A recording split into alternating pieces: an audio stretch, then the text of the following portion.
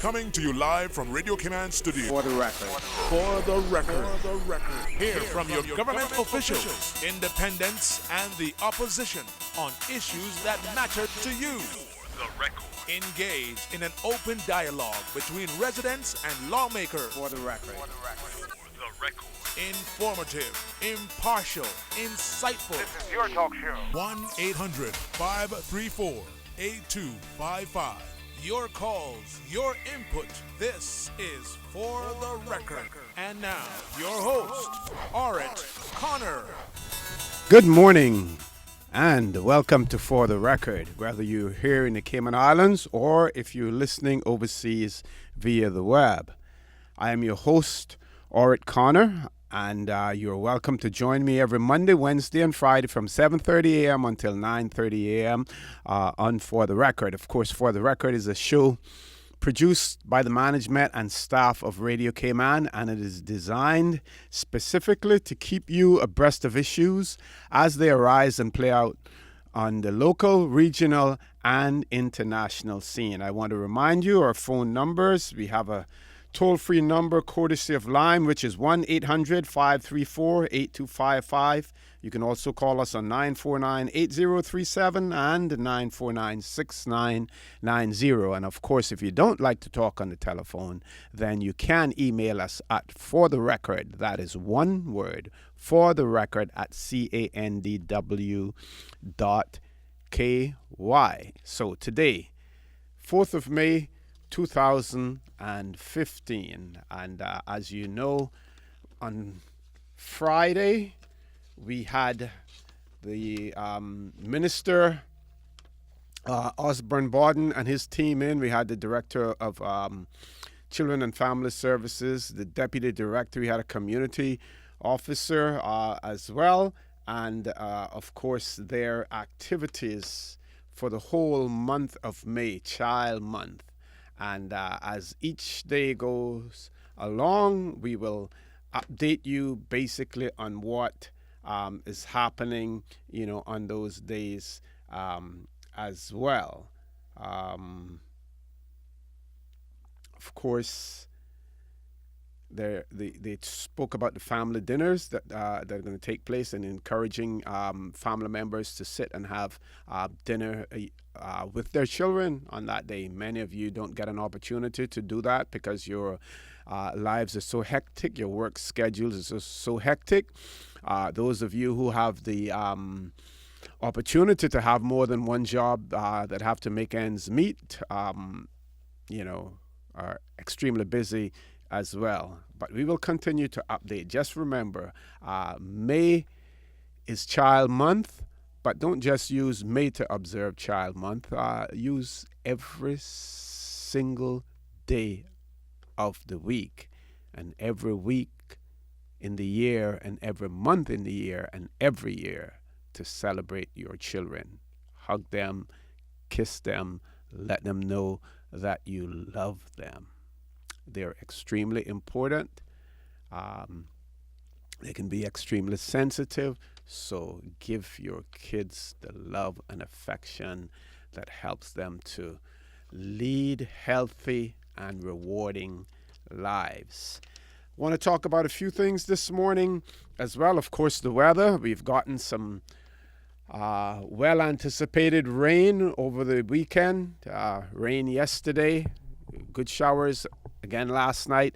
This morning, some light showers are coming down as well. So for those of you who are on the road, again, I ask you to be extremely cautious on the roads. Remember, when the rain is coming down, your visibility is reduced. If you're walking, if you're riding, if you're driving, your visibility is reduced. For those of you who are driving, remember, stay a safe distance behind the vehicles that you are driving behind.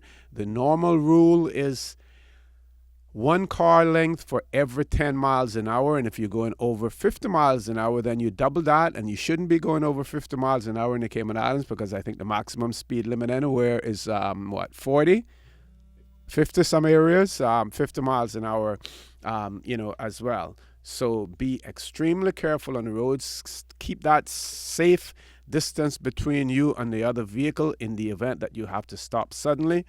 less traction on the roads when the roads are wet as well. So you always have to adjust your driving habits to suit the weather and the road conditions. Please do that.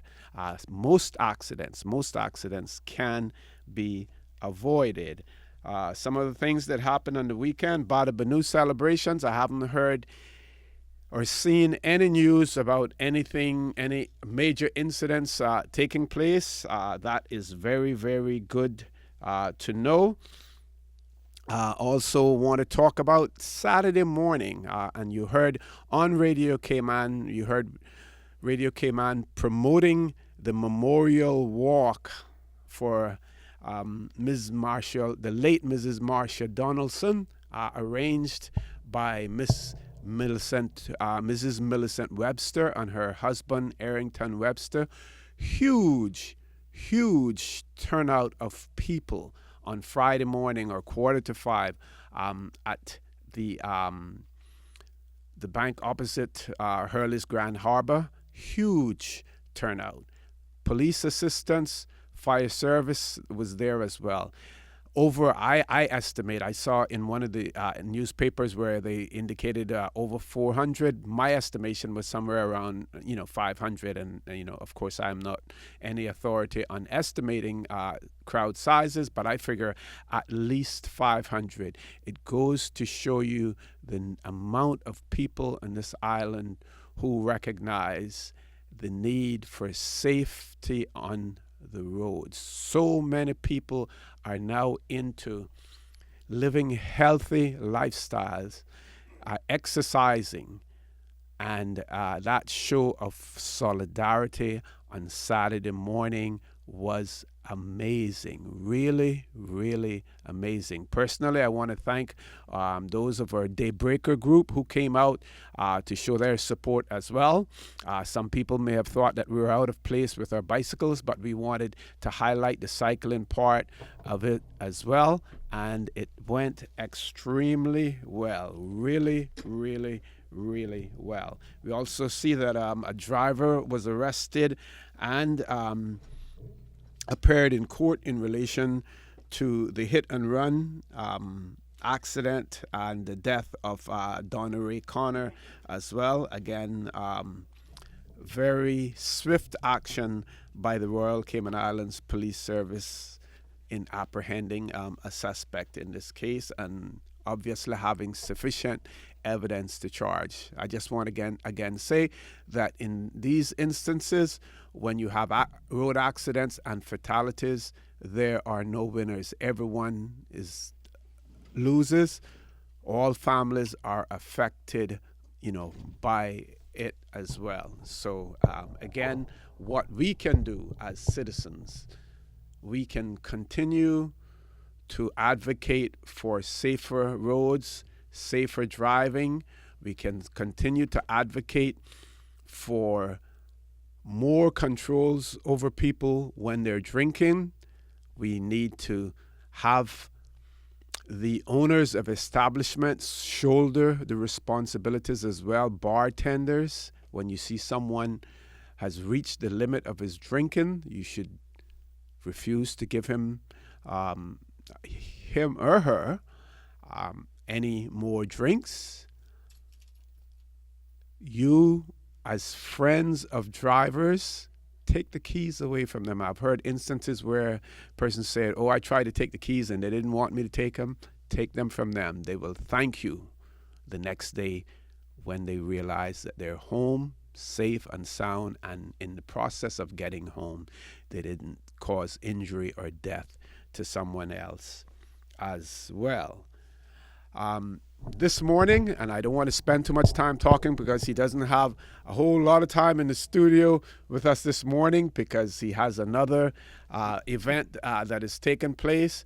But we have the Honorable Wayne Panton, the Minister for Financial Services, Environment and Commerce with us. And he's going to talk about a shipping summit that has taken place in the Cayman Islands. But as you know, when you get on For the Record, you say that you're going to talk about one thing, and you're not necessarily restricted to that. Other topics will come up as well. So, Minister Panton, I want to say good morning to you. I know the traffic on the roads out there must be horrendous at this point in time. Simply, and an addition to that would be the inclement weather that we have. And when I say inclement, I'm not complaining about the rain, because we need it. It is just that it isn't normal weather. The roads aren't dry. So like I said earlier, you have to be careful. But Minister Panton, good morning. Welcome back to For the Record again, sir. Well, thank you very much, and good morning to you, and good morning to all of your usual listeners, the wonderful people of our wonderful Cayman Islands. And you're right, there is a bit of traffic this morning, and of course the roads are wet, so I certainly endorse all of the comments you made earlier and encourage people to be very careful and be very courteous, and hope that we all get to work and move about safely. Certainly. Now, our shipping registry here in the Cayman Islands has been long established. There are many of our sister overseas territories, some of our sister overseas territories, that would envy us for the quality of the shipping registry that we have, as well as the number of registered vessels that we have on there. But tell us, what this shipping summit is all about, Mr. Panton. Right. So you're absolutely right. The shipping register has, we've had a shipping register here for more than 100 years. I think that would surprise a lot of people. I think it's probably approaching 100 and, anyway, let's say more than 100 years. I can't remember exactly when it started. But we have a register which is world class.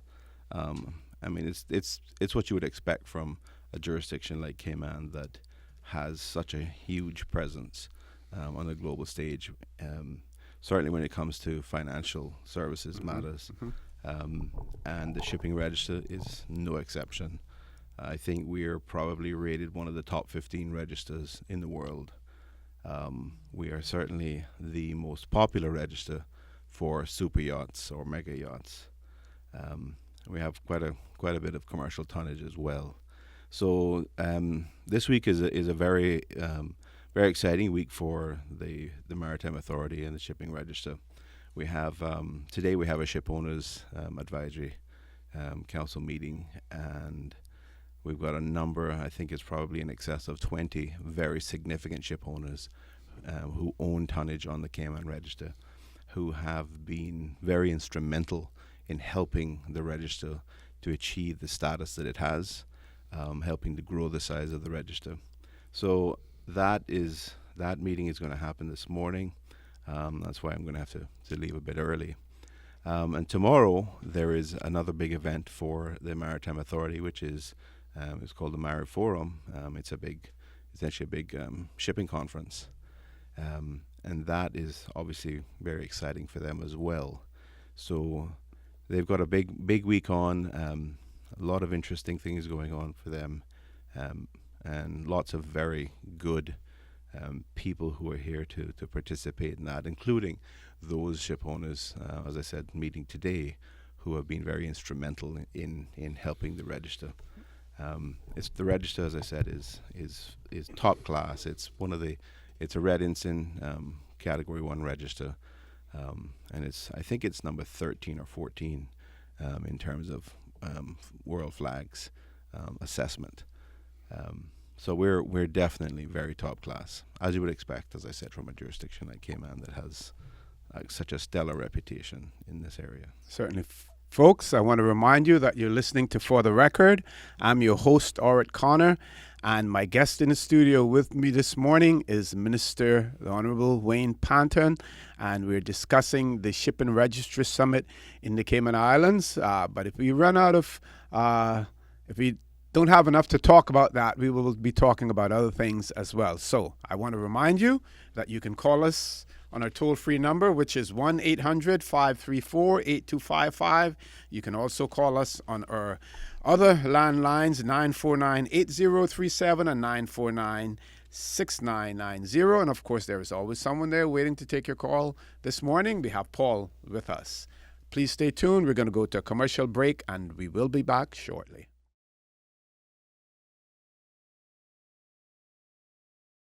Good morning, and welcome back to For the Record, where I'm your host, Orrit Connor, and my guest in the studio with me this morning is the Honorable Wayne Panton.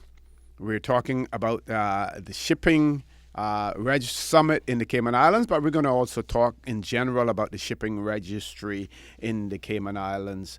Also, again, I want to remind you, phone lines are open, 1-800-534-8255, 949-8037, 949-6990, and our email address, for the record, one word, for the record, at candw.ky.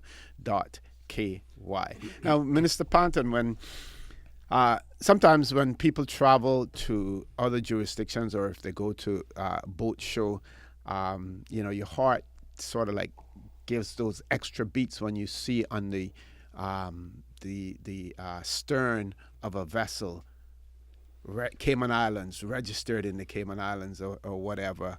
Always good to know. Now, there's fierce competition out there, as far as shipping registry is concerned. I would say the two very popular ones would be Panama and Liberia. Now, some of those countries are seen as registries of convenience, where standards and regulations may not be as strict as some others are. Can we talk about that a little bit? Yeah, I think, first of all, going back to your intro there, you're absolutely right. It is a source of pride to see, particularly when you go to these large boat shows with the mega yachts, to see Georgetown, Cayman Islands on the stern of some of these very large vessels is a real source of pride. And of course, they're flying the red ensign, the Cayman Islands red ensign. So we have our Cayman Islands flag flying on the back there, the marine version, and that's just an amazing source of pride. And there's one other thing we now have other ports of registry, not just Georgetown, in the Cayman Islands. So we can have Georgetown, we can have Bloody Bay in Little Cayman, and we can have Stake Bay, Cayman Brac. So you actually have a number of 3 different registries, ports of registry within the Cayman Islands that you will sometimes see on different vessels. I have a boat that's registered here in Cayman, and it's registered in Bloody Bay. So that's my port of registry for that vessel. But it is an amazing source of pride. Now on the issue of flags of convenience and that sort of thing, certainly I think historically there have been issues and concerns there. I think what is happening today is we're moving more towards we're moving away from strict flags of convenience. We have much more compliance and recognition that there are certain standards that need to be met in order to ensure that the merchant fleet of the world operates in a safe manner and an efficient manner and delivers goods without loss. So the standards are a lot higher. There are lots of international conventions dealing with safety of life at sea and marine pollution. So these have raised the standards quite considerably. But that's not to say that we don't still have significant differentiating factors. And the Cayman Islands Shipping Register has a number of significant differentiating factors. That's why it's recognized in the top tier of shipping registries. We're not the largest in terms of commercial tonnage, but certainly we're recognized as one of the world leaders in relation to these mega yachts, as I mentioned earlier. I don't remember the exact statistic now, but it's something like around 80% of the world's large mega yachts that are registered in the Cayman Islands on the shipping register here. So, as I said, like you mentioned, when you go to these boat shows and some of them are very, very large. different parts of the world. They have these many of these vessels are flying Cayman Islands flags. So it's a source of pride for the register here that it has such really high standards and is recognized on a global level at that so significantly. Okay, and do we have offices located elsewhere as well? I believe at one time in the UK. There's a large the Maritime Authority has a large office, a relatively large office in Southampton, which I have had the pleasure of visiting there. I think once or twice, maybe once, definitely once. They have different offices and representatives around the world as well. So that's one of the reasons that they can really serve the business community that utilize shipping services in such an efficient manner. That's one of the differentiating factors for them in terms of being recognized globally as a register of top quality. They can provide fantastic service levels to ship owners. And as I said, there is this meeting today, and one of the things that I will be saying to the ship owners this morning is obviously thanking them for their contributions to the register and for enabling the Cayman Islands to participate at such a high level from a global perspective, but also to thank the shipping register staff, the staff of the Maritime Authority of the Cayman Islands, for stepping up and providing such an invaluable and high level of service to these folks as well. For the benefit of our listening audience, Minister Panton, what are the spin-offs and the advantages of having a shipping registry, in the Cayman or for the Cayman Islands, other than the registration of ships? I mean, for instance, we see Uglan. Right. They're huge, shipping family, as well, maritime family, and they're located here in the Cayman Islands. What are some of the spin-offs that we get from having a shipping registry?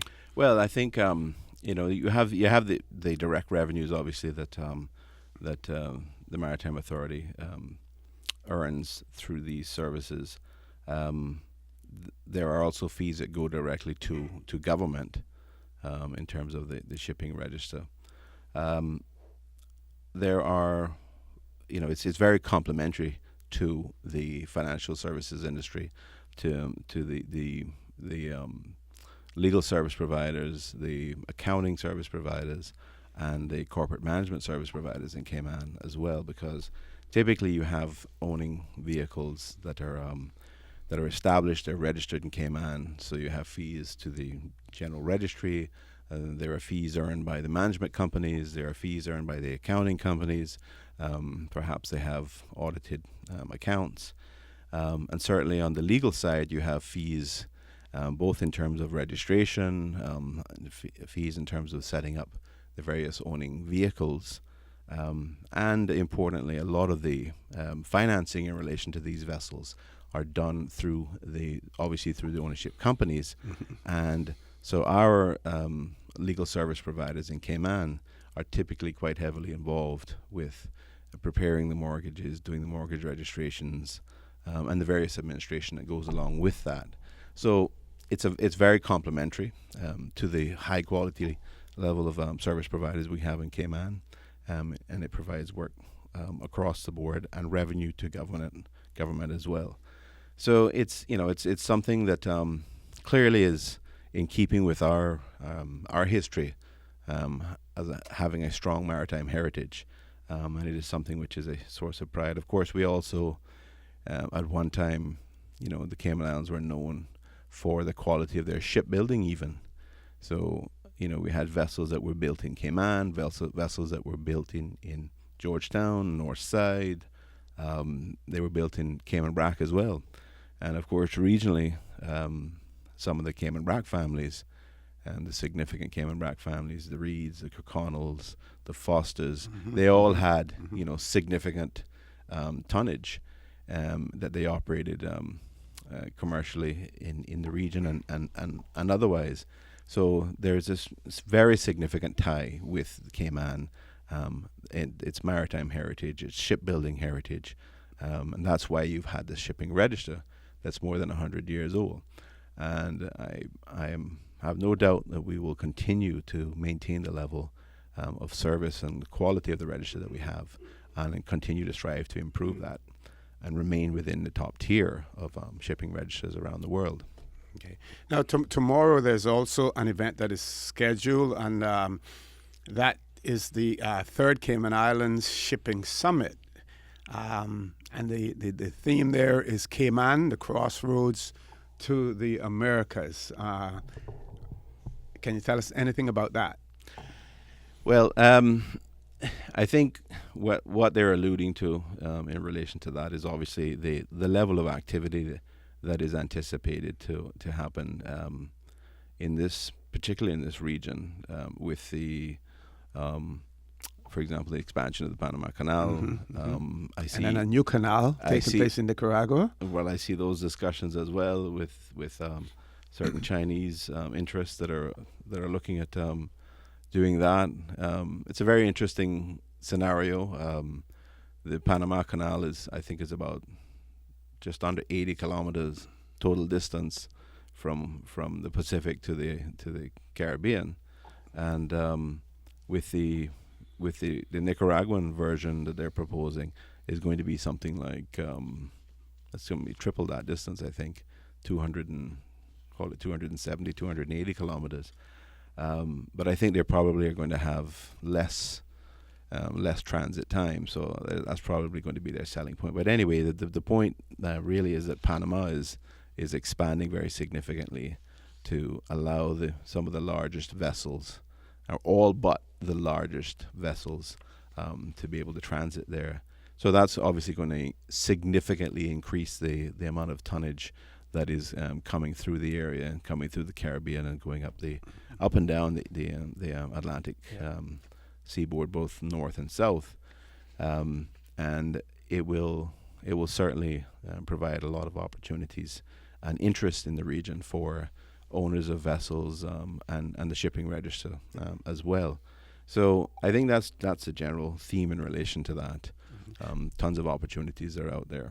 Okay, and we also see where it looks like the Chinese are interested in creating some sort of a hub in Jamaica as well. And excuse me, there was talk about Goat Island, and converting that. Of course, that becomes very controversial because of the environmental issues, as well as some people in Jamaica feel that Goat Island shouldn't be used for that. But like you said, lots of activity that will take place in the Cayman Islands, and of course the Cayman Islands are well positioned and well poised to benefit from that as well. Folks, I want to remind you that you're listening to For the Record. I'm your host, Dorrit Connor. My guest in the studio with me this morning, we have Minister Honorable Wayne Panton, and we're discussing the shipping summit in the Cayman Islands, but we're going to talk about shipping in general, and if you want to go off on a tangent to something else, we may be able to do that. Also, we'll only have him here until about 8:45, 10 minutes to 9 this morning, so we encourage you to take advantage of that. We're going to go to the news now,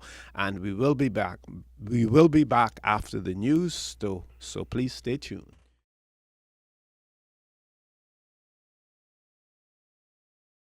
Good morning and welcome back to For the Record, where I'm your host, Dorrit Connor, and my guest in the studio with me this morning, we have Minister, the Honorable Wayne Panton, with us, and of course he's the Minister responsible for Financial Services, Commerce and the Environment, and we're discussing the shipping summit that is being held in the Cayman Islands, something that he has to leave here at about 8:45 to go to. After that, you and I will have a conversation together. You are listening audience. Minister Panton, you spoke earlier about the age of our shipping registry, and we see here on the website that the original Cayman Islands shipping registry, the Maritime Administration structure, which was the main forerunner of Macy, was first established in 1903 when Georgetown was formally recognized as a British port of registry. Extremely interesting. Absolutely, absolutely. As I said before, I knew it was over 100 years old. I didn't want to commit myself to the exact time, but it's always stuck in my head that it was in around 1903, because of course that was the first powered flight. You had the Wright brothers in Kitty Hawk, North Carolina. So and of course that's such a significant thing in our world history.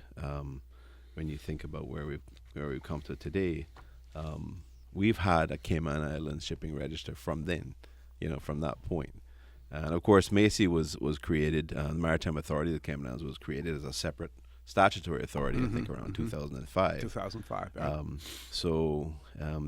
That took over the operation of the shipping register. But it has been a shipping register from for 112 plus years. So it's very, very interesting for us in Cayman. Certainly is. Paul, we have a caller online. We have one caller, Minister. Let's take that caller now. Caller, good morning. Welcome to For the Record. Good morning, gentlemen. How are you? Fine, Miss Daphne. How are you?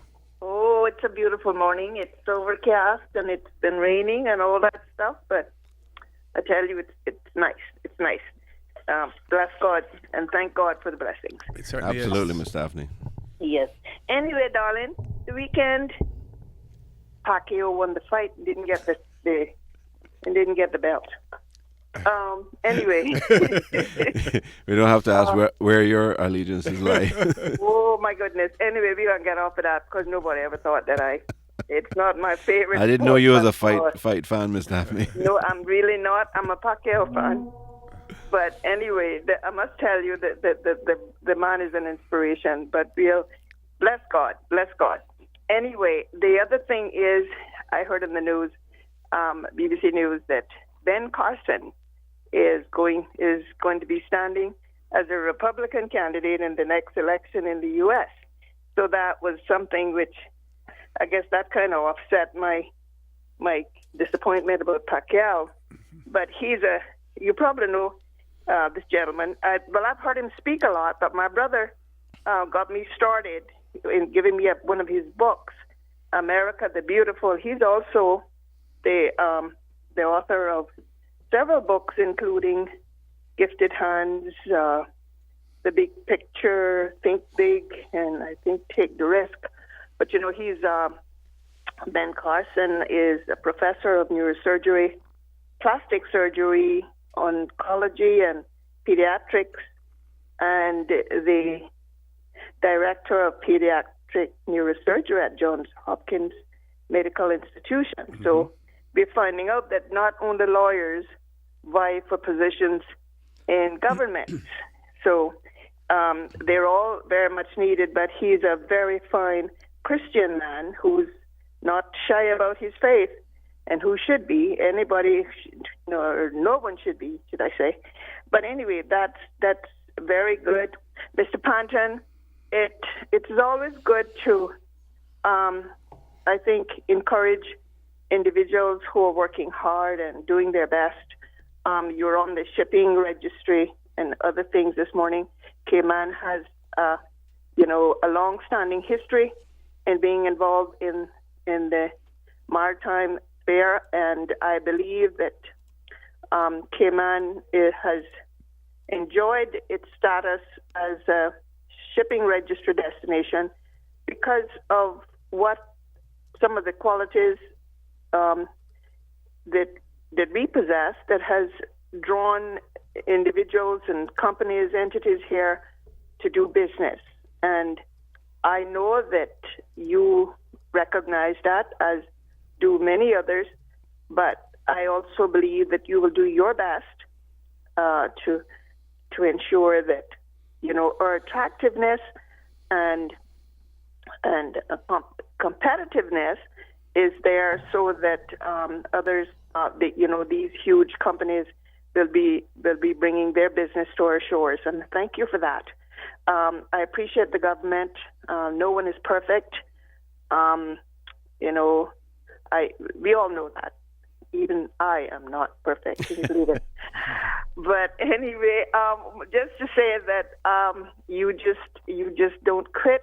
I'm excited and looking forward, I must say, to the midterm 2-year overall report about how the government has fared and what it has been able to accomplish by the help of God over the last 2 years, which is the 13th of this month. I think it is 13th, 22nd. When was it? I can't remember the election. Was it the 13th or the 22nd of May? Now it slipped me just over that minute. 22nd or 23rd. Yeah, I think it was 22nd. Yeah, maybe I should remember that. So should I. It's all a blur right now. I think the actual results were on the 23rd, maybe by the time they were finished with all the counting and all that stuff. But anyway, thank God for you gentlemen, and I wish you all the best. I'll continue to listen to what you're going to be telling us further on. But I do know that individuals in Cayman, all of us, should appreciate the fact that it's easy to be critical, and sometimes you just don't know all that goes on behind the scenes in getting things done. And again, I want to commend you and the government, and also to say that I know that you're doing everything possible.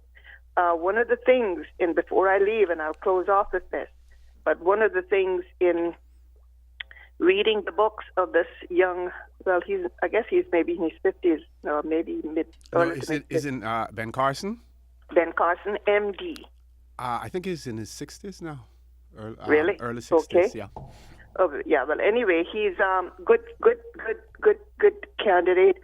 Makes us feel good about what's happening in this world, and he is, he's one of those people. When I think of him, I remember that poem you call "Don't Quit," because when you read his books, he came from where he came from, and where he has come to, tells us that every single child in Cayman, no matter the background from which he comes, is deserving of a good education, is deserving of opportunity, and is deserving of each of us trying to identify a child, a young person, who you look at them and you wonder what is their potential, what can they be? Could he be the child who finds a cure for cancer? They're just here. They're bright children, and the odds are against them in many respects. But I know that there are many interested individuals in Cayman, and I hope that each of us recognizes we can't just turn a blind eye and say, well, too bad. Thank you, Ms. God bless you, and have a wonderful day. Thank you very much. Thank you very much. You as well, Mr. Minister Pandon, we have another caller online. And Absolutely. just to remind you also that we got a question. Someone called in and asked whether or not the Cayman Islands has a maritime academy where young Caymanians can continue to learn the tradition of their forefathers. Let's take the other caller, and then you can answer that and any queries that the other caller may have as well. Caller, good morning. Welcome to For the Record. Hi, good morning. Good morning. Good morning. How are you? Good morning. I am great, thank you. Wonderful, wonderful day. We are all so blessed. I'm calling this morning because your topic has resonated with me.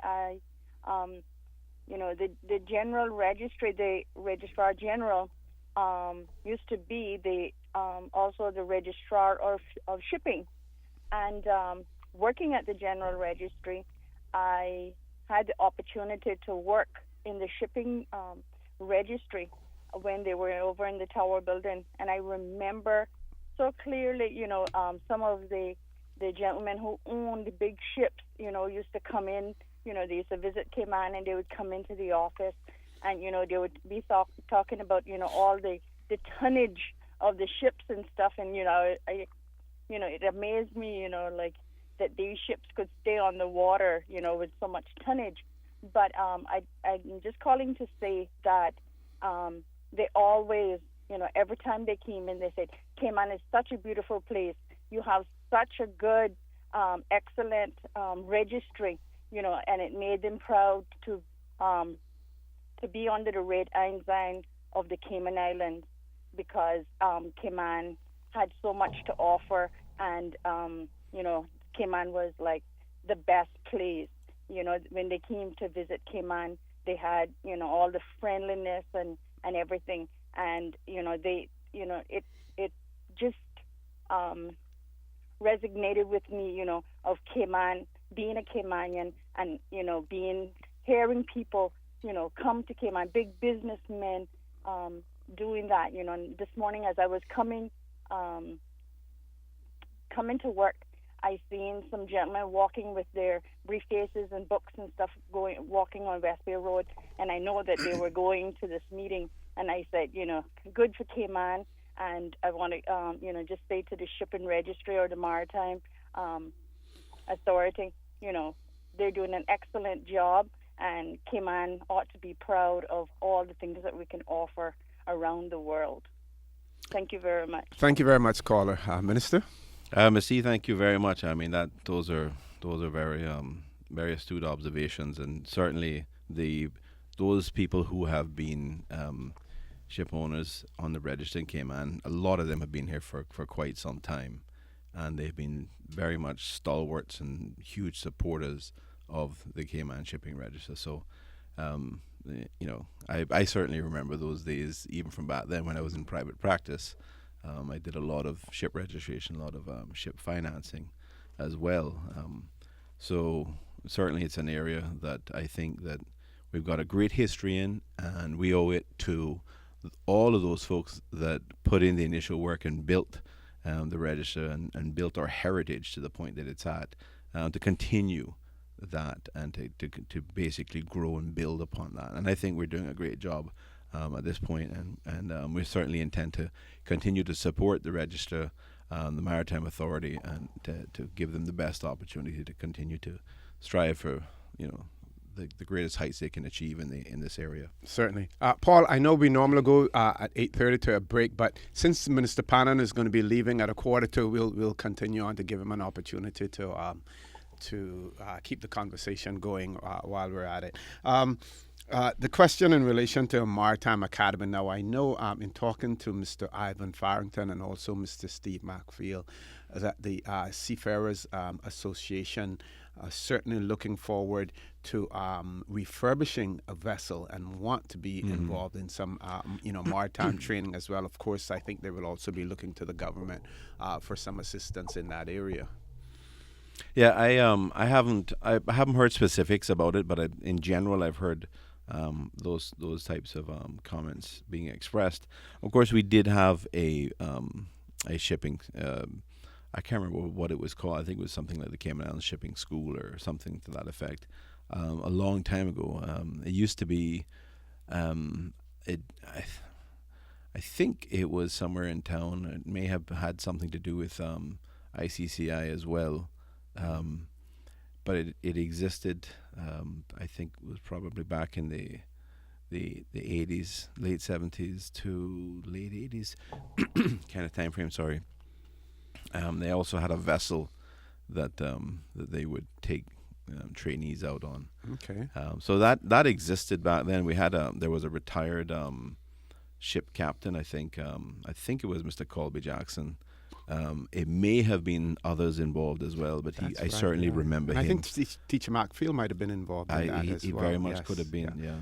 I remember Mr. Jackson being involved because obviously that's right. From Newlands, and he was from Newlands as well. And Mr. Leroy Frederick, taught engineering and stuff like that. I think they had a For those of you who are range listening, if you remember anything about that, please call in and remind us about it, or send me an email or a text.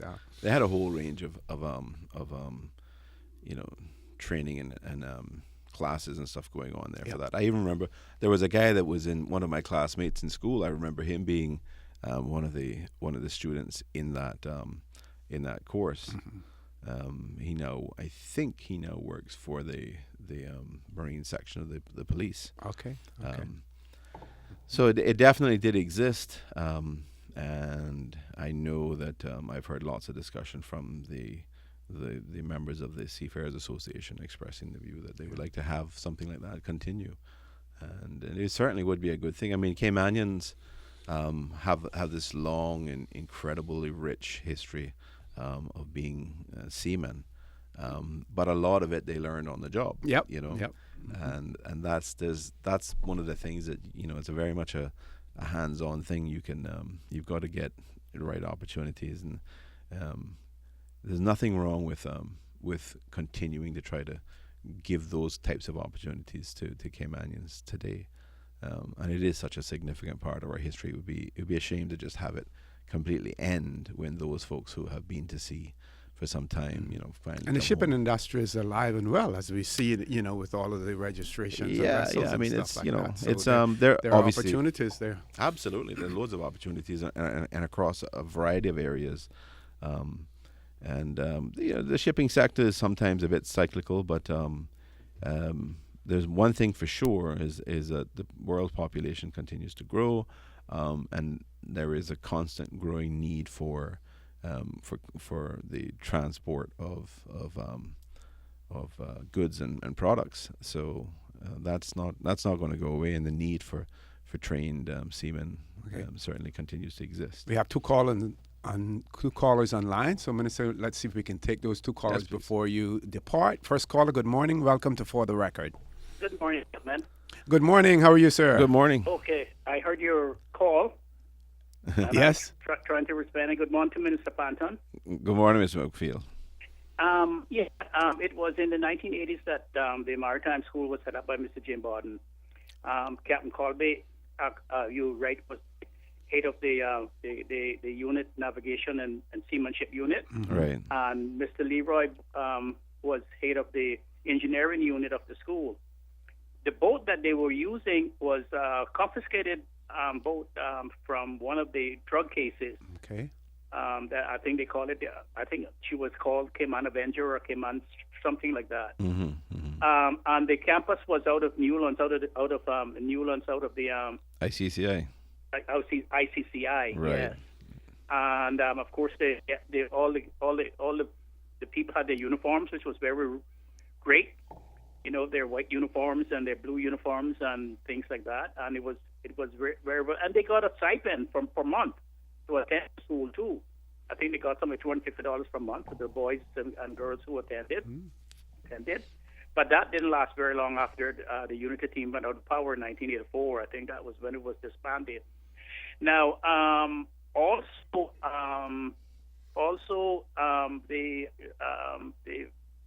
the council of the Cayman Islands Seafarers Association is thinking about building a ship. We want to keep within the historical bounds of the Cayman shipping, and we were thinking about building a gold field too, and building it someplace where people see how it's built. I think this was talked about during the time Ira Walton was alive. Well, we want to research it, look into it, to build a Goldfield 2. And we want to start something called the Goldfield 2 Foundation. We've already spoken to Mr. Bernard Watler, whose family owned the Goldfield, and see if we can make a project the next 3 or 4 or 5 years. Excellent. We're also trying to renovate the old government boat. One of the only boat that's owned by the government. That it was a custom boat. I don't know if Orit remembers the time of Sergeant Nixon and Captain Watler, Mr. Rod Watler, Mr. Ira Walton, were the people in the boat when you went out in the harbor to examine the ships before they came into the port. Exactly. Yes. Yes. Yes, and Mr. Orwood used to be on that boat too. It used to be pulled up right there, but across from the chapel of Church of God. Yes. God in a little shed there where they used to ice it up. Right. Well, we found that up at Mr. James Yard, up around North Sound. And Yeah, someone said it. Jesse, was it Jesse Arch that had that? Jesse Arch. Yes, yeah. Yeah, and we are going to renovate it and put it on display. Good. That's going to be a project. There is a maritime institute in Jamaica, in Port Royal. It has over nearly 800 boys and girls from all different parts of the world. It's set up by the government of Norway and the Lloyd's of England. It trains people for the new ships that are coming out, container ships and all those sort of things. They give a degree, they give a diploma in maritime training. They give from chief officer, from captain right down to deckhand, from chief engineer right down to wiper. They also give an environmental degree and a diploma in environmental studies and in harbor mastering and in port authority mastering and in cruise ships operations. It's all encompassing. Encompassing, and it also and 9 out of every 10 students in that operation before they graduate have a job. Oh, wow. And That's 9 out of 10 of them before they graduate have a job. Excellent. Because there are something like 85,000 officers' positions around the world that are vacant, and they're taking advantage of it. It's a great school, and we are trying to raise funds so that we can send 2 or 3 students there as scholarships there, and we're going to certainly come to the government and ask for some help for that, because we think that if we can get 2 or 3 or 4 people there on scholarship, that it will help us a lot. Certainly. Because there's not everybody going to be lawyers and doctors and fund managers and stuff. Yeah. And there's a lot of places that we can continue our heritage and send a lot of boys and girls to make good money out on the sea and stuff and keep our heritage. Because when I got the cadet thing and after the election, and I think it was in 2002. That was what it was supposed to be. Was supposed to take that avenue, but they took it into Army Avenue, which we don't have. We have no Army, and I don't think we intend to have one. The cadet was supposed to represent our maritime heritage, and they went the other way. And so I'm going to lean heavy on Minister Panton to help us with this situation. Thank you very much, Mr. McField. We're going to try to get one more caller in before Minister Panton leaves. But again, I want to thank you for that, and continue to listen, because in the last half an hour, we're going to talk about the UK elections and everything. So you may want to call back and have some input there as well. Of course, their elections on the 7th of this month coming up pretty soon as well. Let's grab the other caller. Caller, good morning. Welcome to For the Record. Yeah, good morning. Good morning to the Minister. Good morning. How sir. are you? I just want a quick thing here. This practice called when owners register their ships in other countries, it's called flag of convenience. Mm-hmm. Right? So, and the 3 top countries that got 60% of the world fleet registers, Panama is 1. Liberia second, Marshall Islands is third, and then there's 14 other countries that shares the other 40%. And why it does this, that owners register the ships outside of their country, is to save money. That's all it is. It's to save money, because when they got to do it in their country, the operation cost is more. So they rather they look around the world and see which one is the cheapest country. They could register their ship, and that's why they pick other countries besides their own country. That's the only reason that countries owners register their ships in other countries. And I got nothing to do. I wouldn't venture to say that is the only reason. That may be one of the reasons. Well, if you just go into flags of convenience on internet, and that'll tell you the whole history there. And the other thing too, this flag of convenience practice began in 1920 not 1903, like what you all said. No, we talked about 1903 was we're talking about the Cayman Islands shipping no, well, registry. It couldn't. Well, maybe the shipping registry. in Cayman Yes. But this That's what we talked flag of about. Convenience No, we didn't say never that. start till 1920. Yeah, we didn't say that. That's So the case. no. I just want to clarify that. So it not got nothing to do with because they like the country or what. It's just to save money. That's all it is. All right, thanks. So that means Cayman is pretty cheap then. They're saving money. Panama, Liberia, and Marshall Islands is the cheapest because they're the ones that got 60% of the world fleet registered in those countries. And then 14 other countries share the other 40%. Probably Cayman Island drops into them 14 countries. I really never saw the name of those countries, but for sure it goes into them 14 countries. Okay. Thank you very much, caller, for that information. Thanks Bye-bye. very much. Bye-bye. Yeah. One more caller. Minister, you want to grab them first? Sure. Caller, good morning. Welcome to For the Record. Yes, good morning. Sir Sammy Jackson, Cameron Bank. Good morning, Mr. Salmon. How are you? And to Mr. Patton.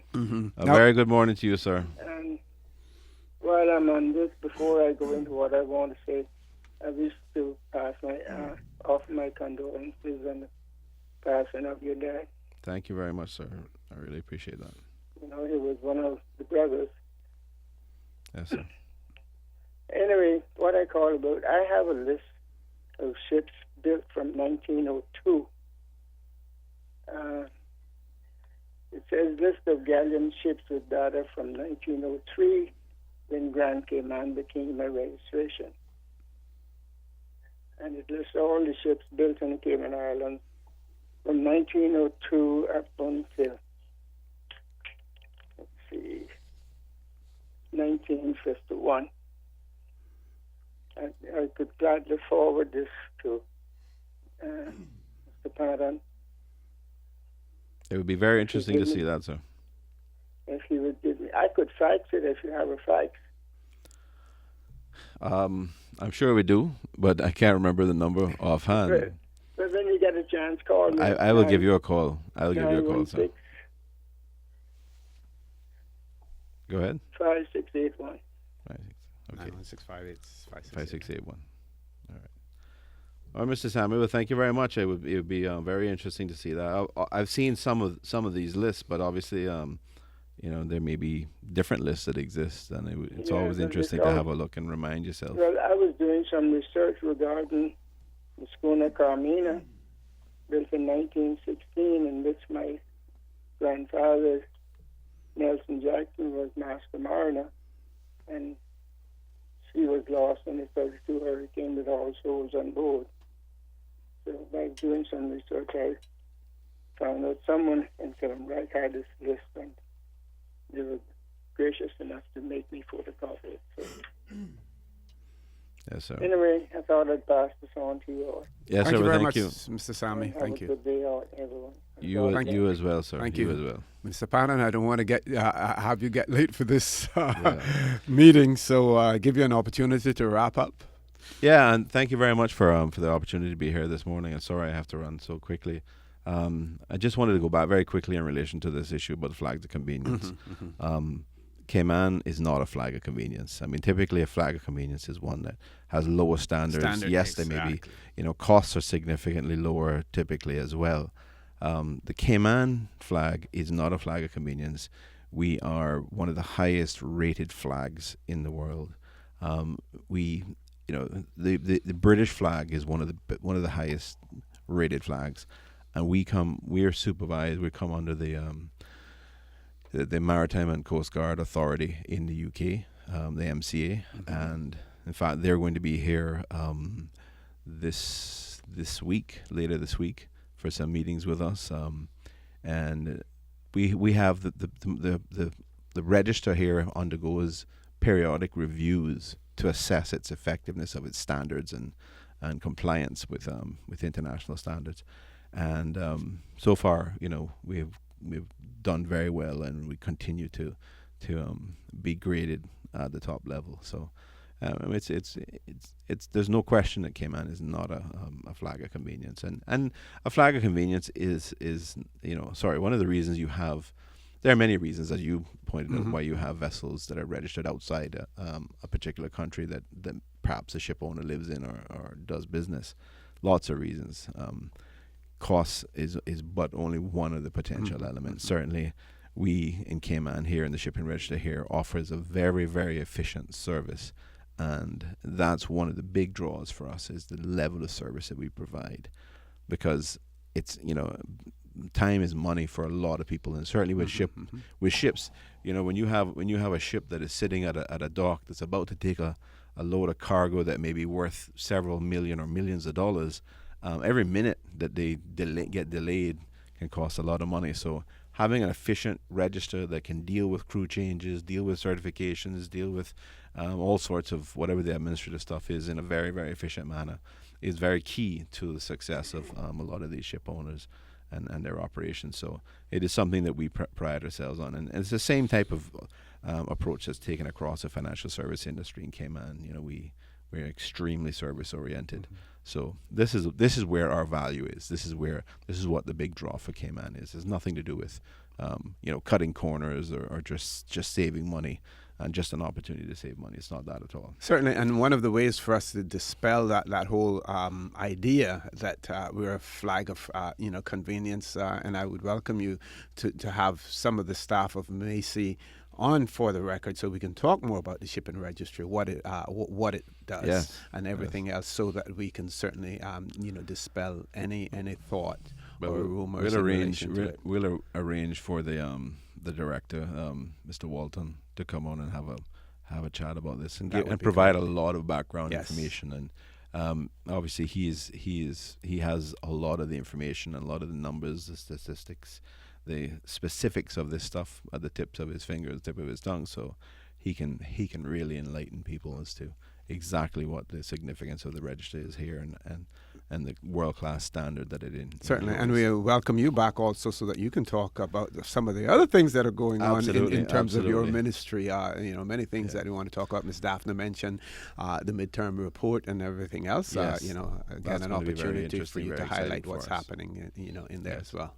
I look forward to the next opportunity, and thank you very much. And let me say, I wish all of the good people of the Cayman Islands a wonderful day. Be safe and have a good day and have a great start to your week. Thank you very much, Minister, and you do the same as well. Folks, I want to remind you that you're listening to For the Record. I'm your host, Dorrit Connor, and my guest in the studio with me this morning was Minister, the Honorable Wayne Panton, who has responsibility for financial services, commerce, and the environment. We're going to go to a commercial break at this point in time. When we come back, we're going to talk for about another 6 or 7 minutes, and then we're going to go to the headline news. One of our loyal listeners has asked me to please read Commissioner Bain's email that was sent to me in relation to traffic enforcement, and that will be one of the things that I will do when we return after this break. Please stay tuned.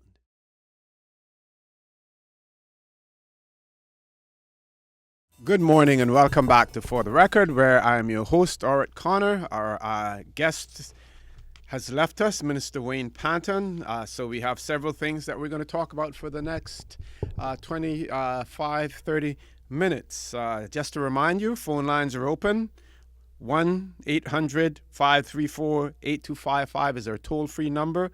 The other numbers are 949-8037 and 949-6990. And of course, our email address is for the record, one word, for the record @candw.ky. Rereading Commissioner Bain's email in relation to police traffic enforcement.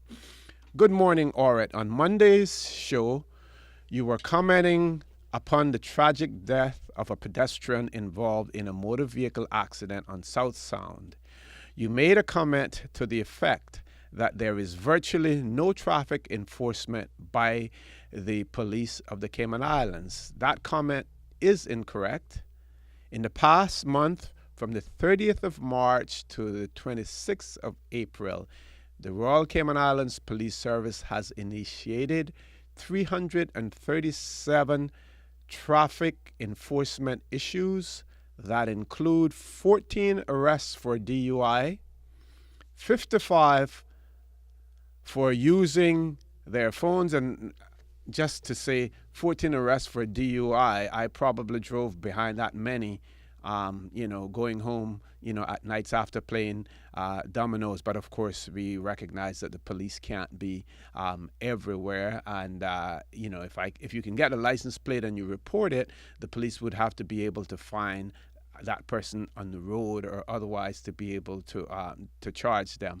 But it includes 14 arrests for DUI, 5 for using their phones whilst driving, and 49 tickets for speeding. The remainder being a myriad of failings under the traffic law. That was a normal month. The figures are prosecutions and do not include traffic stops where advice was given. You will appreciate why I would ask that you correct the misrepresentation that no traffic enforcement takes place on the islands. Again, not saying that no traffic enforcement takes place, but one of the comments and what that needs to be addressed is whether or not we have a dedicated traffic department. That's what people have been talking about as well. Do we still have a dedicated, traffic department that is has visibility, on the roads as well? That is one of the questions. Before we go to the headline news, I'd also like to send out our condolences to the family of Dr. Edlin Marin, who passed away last week. I never got an opportunity, to express those words of condolences to the family. Of course, Dr. Edlin Marin, a pioneer in the Cayman Islands when it came to dentistry, but he's also, a community-minded person, quite active in his church. Dedicated family member as well, gave of his time, one of the former chairman of the Cayman Islands Protection Board as well, extremely passionate about his country and the protection of Caymanians. So, he will certainly be greatly missed by all in the Cayman Islands. But again, we want to remember, him for the person that he was. So again, our condolences from me, my family, and the family, Radio Cayman family as well. We're going to go to the headline news now. When we come back, we're going to talk a little bit, about the UK elections.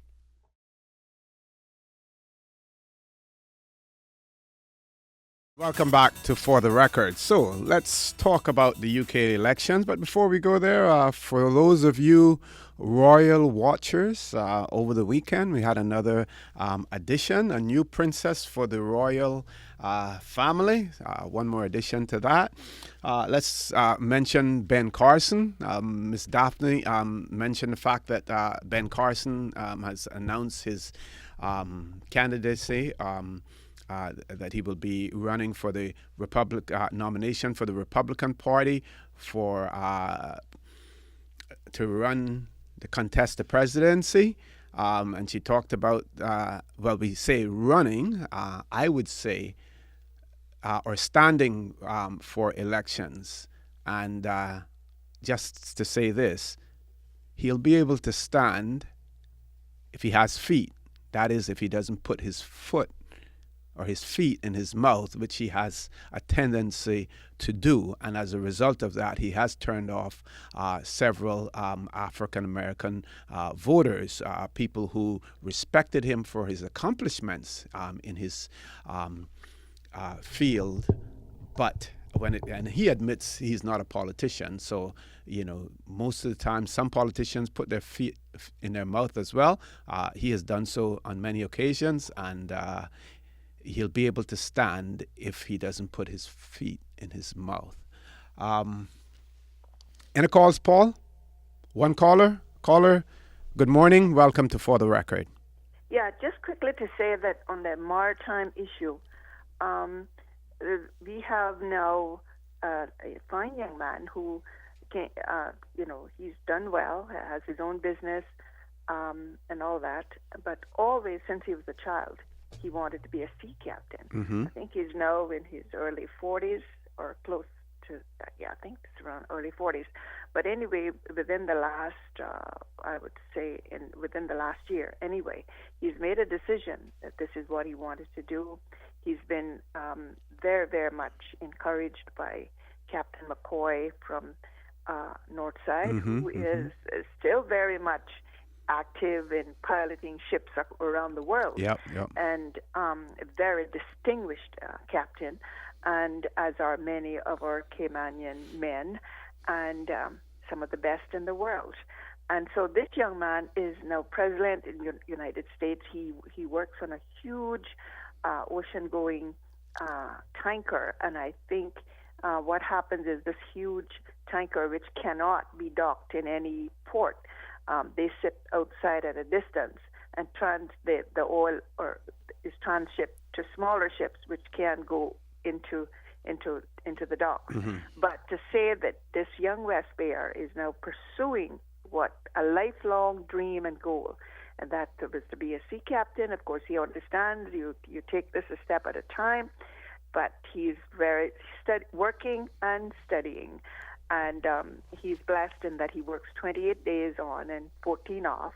And so he's doing so just to hopefully encourage any of the young men who have this still in their blood, that the possibilities are there. And thank Mr. Steve McField for what he shared with us about what the opportunities that are available, maybe even as near as yeah, Mr. McField is a walking history book. Is he not though? Is he not though? I'm telling you.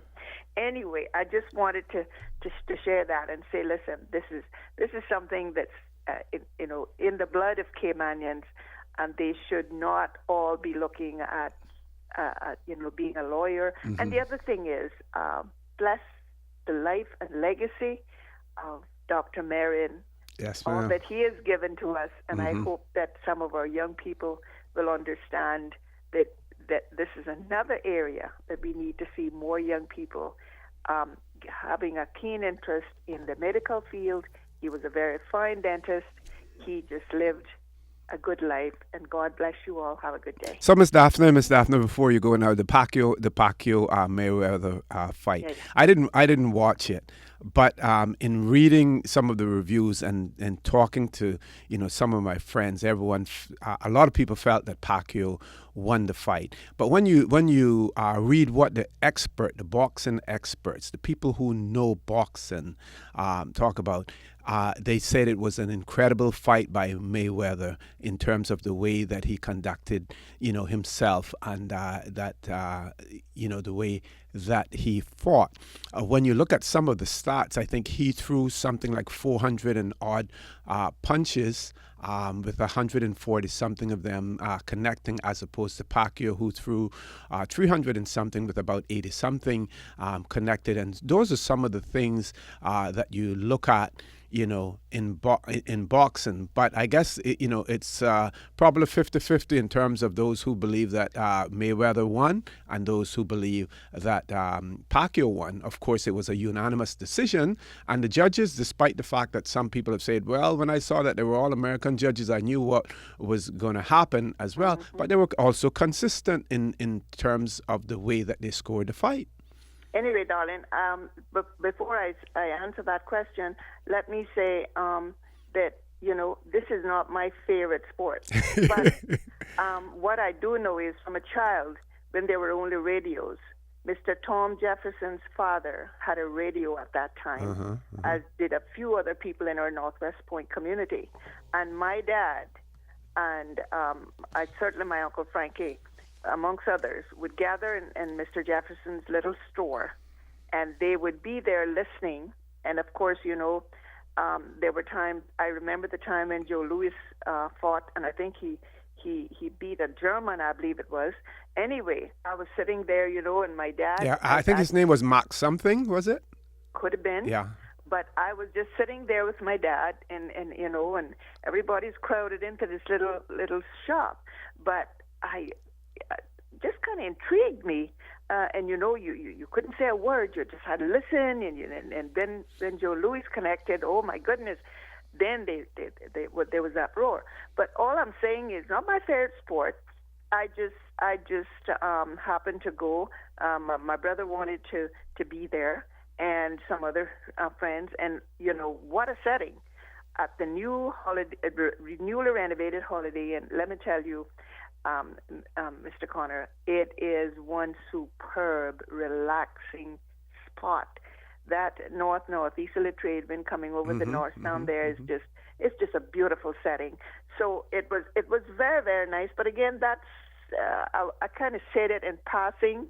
Now, if you told me about track and field and soccer, even at my age, I enjoy it, absolutely enjoy it. But then I saw what I saw. I thought to myself, there is no way they can say that this guy didn't win the fight. This Mayweather was forever backing up, and Pacquiao was always the aggressive one and going. Anyway, who knows? I say it was wrong. But the art in boxing is to also make sure you don't get hit. Yeah, but I tell you what, and the blows connected, he didn't. Anyway, you know what? I guess there are all kinds of sports. This is not my favorite. I just like to see fairness. And, everybody's opinion is their opinion. Yep. That was mine. But anyway, God bless you. Have a wonderful day. We hope to see more young people getting into our maritime, these positions on ships and everything else. They certainly, most of our men that we know of, they were certainly strong men with great principles. Most of those have been to sea anyway. I hope you have a nice day. Thank you, Ms. Daphne. You do the same as well. Okay. Elections in the UK, 7th of May. That would be on Thursday when the elections will take place. If you believe that you can register to vote on the 7th of May, you're wrong. You can no longer register to vote. The deadline to register to vote for the elections on the 7th of May has already passed. The deadline to apply to register was on Monday, the 20th of April. Also, you can still register for future elections. Also, to vote in the UK general elections, here are some of the requirements. You must be age 18 or over on polling day. So on polling day, you must be age 18 or over. That would be sort of like similar to what we have here in the Cayman Islands. Now, remember, if you're going to be 18 on the day that the vote will take place, then despite the fact that we have quarterly registration, you're able to vote in advance of turning 18 so that you're eligible to vote on election day. Because what we found with our registration cycle that we had, several persons were disenfranchised as a result of the fact that they turned 18 before the election, but the registration period for the list that would be used in that particular election had already passed. You also have to be a British citizen, a qualifying Commonwealth citizen, or a citizen of the Republic of Ireland, and you must not be subject to any legal incapacity to vote. Additionally, following cannot vote in UK general elections: members of the House of Lords, although they can still vote at elections to local authorities, devolved legislatures, and the European Parliament. But members of the House of Lords can't vote. EU citizens resident in the UK, although they can vote in elections at local authorities, devolved legislatures, and the European Parliament. Also, anyone other than British, Irish, and qualifying Commonwealth citizens. You can't vote if you're convicted persons detained in pursuance of their sentence, though remand prisoners, unconvicted prisoners, and civil prisoners can vote if they are on the electoral register, something that we have similarly here in the Cayman Islands as well. If you're on remand and if you're registered, then you can vote. If you're serving a term of conviction, then of course you cannot vote. Anyone found guilty within the previous 5 years of corrupt or illegal practices in connection with an election can't vote as well. And of course, there are the residency requirements that are there. You must be resident in the UK and registered in the UK to vote. I believe that we have one caller online. Let's take that caller now. Caller, good morning. Welcome to For the Record.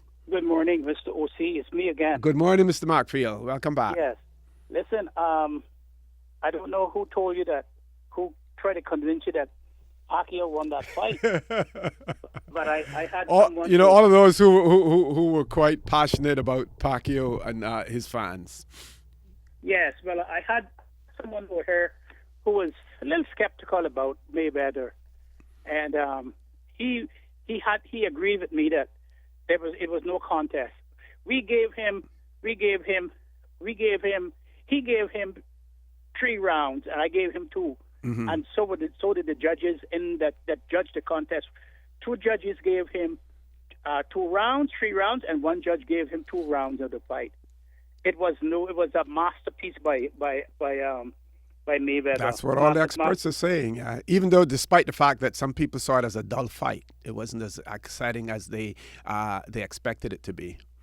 Well, Mayweather is not a person who goes and gets people to chop him up and mashed up his face and things like that. He's not that kind of fighter. Mm-hmm. He is what boxing is supposed to be: hit somebody and don't get hit. And that was the whole thing. Pacquiao did not win the fight, and I think he irked the announcers when he said that he won the fight, because he clearly didn't win the fight, and they were so annoyed with him that he said he had won the fight. Yeah, and he admits also that he had a shoulder injury. Well, maybe, but he didn't win that fight. Mm-hmm. Mayweather outboxed him. He couldn't reach Mayweather. That was the frustration that Canola had. He could not reach Mayweather. Mayweather was too fast for him, and he couldn't get off on Mayweather. And when he got Mayweather against the rope, the blows were not direct blows. Mayweather defense is one of the best boxing defenses in the world. He couldn't get to him, and he didn't win the fight. I mean, Mayweather, the fight wasn't the kind of fight that the fans expected. But the fans expected to be. It was a about drag-out fight, but that was not the kind of fight that he wanted to fight. So it was a great fight. It was a great fight, and it showed the greatness of Mayweather. Yeah, I like him, as a fighter. What I don't like with him is this whole money issue. And I saw some photographs there where he was sitting on a couch or on a bed surrounded, by money. And I think that is sending the wrong message to young black men when you start to flash all of that money. I don't like that part of him. That's all right. And I think that's why a majority of people don't like him. It's because of his it's kind of an arrogance that he has, and it's based on money. But boxing needs him because he's the one who excites, who makes money for everybody. Yeah, he's the draw. He's the big draw. He's the draw. Yeah. So anyway, thank you. Thank you, Mr. Markfield. Great talking to you again. I hope that we can be on this Friday. We can have you on this Friday, but we'll look at the schedule and I'll let you know as early as I can. That would be good for us again. Yeah. Certainly. Thank you. One more caller. Caller, good morning. Welcome to For the Record. Morning, number 1 from the back. Morning, number 1. How are you doing? I haven't heard from you in a while. Yeah, but you didn't miss much. I'll tell you the truth. I've been listening to you, though. Okay, good. You don't worry about that. You're not passing here. Don't you kick out Radio Cayman from the black government, you hear me? All right. No, Radio... I'm not saying that to you. I'm saying to the government. Okay. No, they're promised also, and we're going to make sure that we don't sell it to that entity that wants to control all of the media in the Cayman Islands, and as a result, have probably 50-60% control in the Cayman Islands. You're not selling out Radio Cayman because you think the government marches up the streets, then you should have them down Cayman, block everyone from getting in there. Anyway, listen. what I call you, brother, how they talking about the elections in the UK. Mm-hmm. I just want to say this. I said it already, and I'm going to say it again. The man that I seen on Cayman 27 that time, some weeks way back, talk about if he get in, what he going to do to the Cayman Island with all this tax-free heaven, all kind of thing. Yeah, that would be the opposition, Ed Miliband. Well, I hope he don't even get 7 votes. Because we don't need him. Yeah, we already know what he's going to do. So he hasn't hidden that fact at all. Yeah, but make him stay where he is and just keep running his mouth. We don't need him for the Prime Minister to come tell Cayman Island what to do. Exactly. It's a pity we couldn't cast a vote up there. What? Oh, I wish I could cast him now. Put an X by everyone for him. All right, sir, that's all I had to say. All right, number one, thanks. I'm You take care. you. Have Okay. a good day. Please do. Okay. One more caller. Caller, good morning. Welcome to For the Record. Hello. Hello, good morning. Good morning. I wasn't going to call this morning, but when the boxing came up, I couldn't resist that. Okay. I just want to say that Mayweather won that fight, square and clear. And I believe the problem is that Pacquiao was the popular candidate, if you want to put it that way. Mm-hmm. People were just disappointed because he was no match for Mayweather. And if you don't understand boxing, then you would never understand how Mayweather was the winner of the fight. Yeah. I watched that fight, and I can tell you that Mayweather won that fight. And I ain't going to go any further with that because I want to get to the other part, Okay. which comes to the driving afterwards. Mm-hmm. And despite all of and I'm going to use the words of Reverend Sykes, all of the road carnage that we've had recently, I was so surprised that we were on the West Bay Road. I live in Savannah.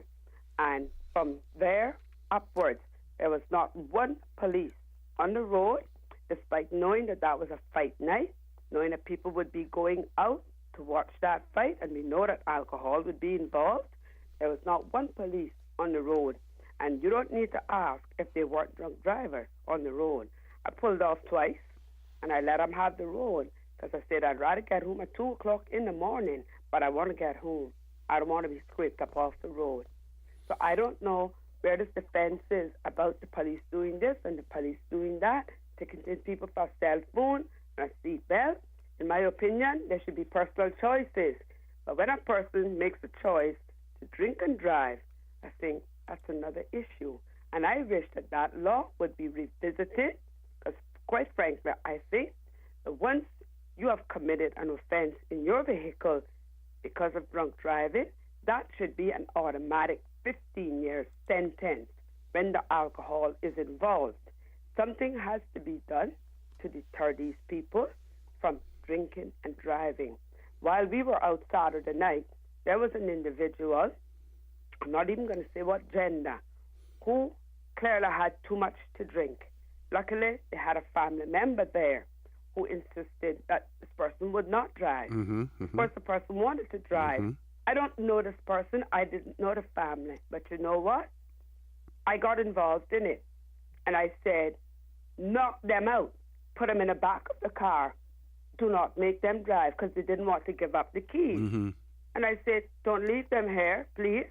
I said, if it means that you have to knock them out and put them in the back of the car, then you do that and take them home. But do not make them drive. I said, the only thing that is going to happen when they wake up, they will thank you. Yep. And we did not leave until that situation was sorted out. Yeah. I don't know this person. I didn't have to know this person.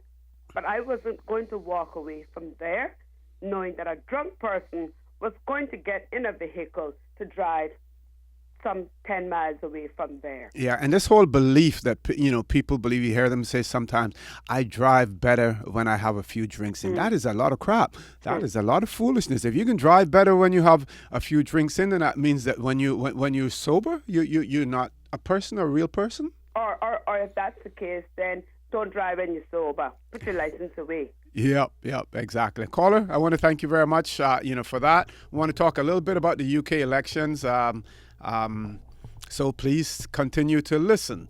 Question. Like I said, I don't know anything about that. You'll have to educate me. Right. Well, we're going to try to do that right now. Okay. Question. What happens after the elections if there is a hung parliament? And of course, there is strong possibility again in this election on Thursday that there will be a hung parliament. If no party is able to get 326 seats, to command 326 seats in the parliament, then they have to seek to see how they can govern otherwise. So which parties might agree to work together, and who may hold the balance of power in the UK? Who could build a majority of 326 votes in the House? Okay, let's talk about coalitions. Definition. What is a coalition? A coalition is when two or more political parties agree to form a government that includes ministers from each party. So you form a government and you have ministers from each party. We talk about our coalition here, and of course we have a minister who is not necessarily from a party, but was an independent member or represented C4C in the Cayman Islands. We also have councillors who are not ministers, but certainly assist the government as well, the administration. In general, a coalition is formed because there is no single party that has enough members of parliament to guarantee that their bills will be voted through by parliament, and that is essential.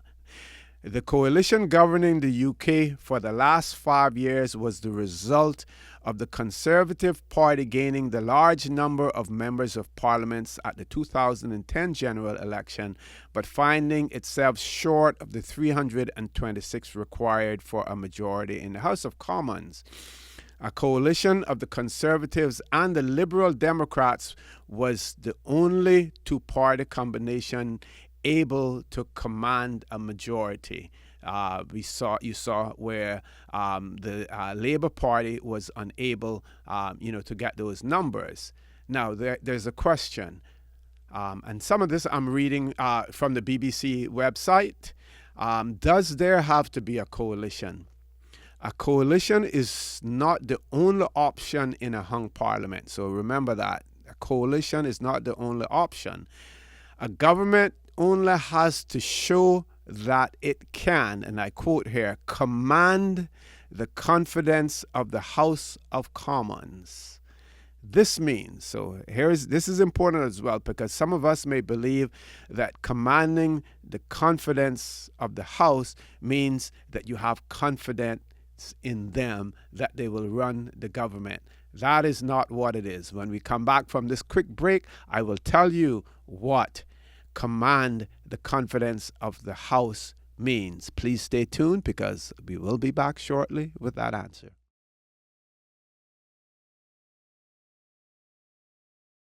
Good morning and welcome back to For the Record, where I'm your host, Oric Connor. We have just a few minutes left before the show goes off air, so I want to try to get as much in as possible. I promised you that we will explain what the term command the confidence of the House of Commons, or in our legislature, confidence, of the members of the Legislative Assembly means. It means being able to gather enough votes to defeat any vote of no confidence called by the opposition. So otherwise, you're an unstable, government if the opposition can bring a vote of no confidence and you don't have the numbers to defend it. So as a result of that, you have what is called the confidence in the House, and there are parties there who and there may be splinter parties or smaller parties who will give you enough numbers and votes to defeat a vote of no confidence that could be brought by the opposition. One party could decide to form a minority government, filling all the ministerial roles with its own MPs, but relying on votes from outside the party to pass any bills. How these votes are secured is up to the political parties. There are no rules on how they must draw up any agreement. one of the agreements that is recognized is something that is called a confidence and supply. And what is a confidence and supply? In the run up to the election, several party leaders have ruled out joining a coalition and talked instead of a looser agreement. This is sometimes known as a confidence and supply arrangement.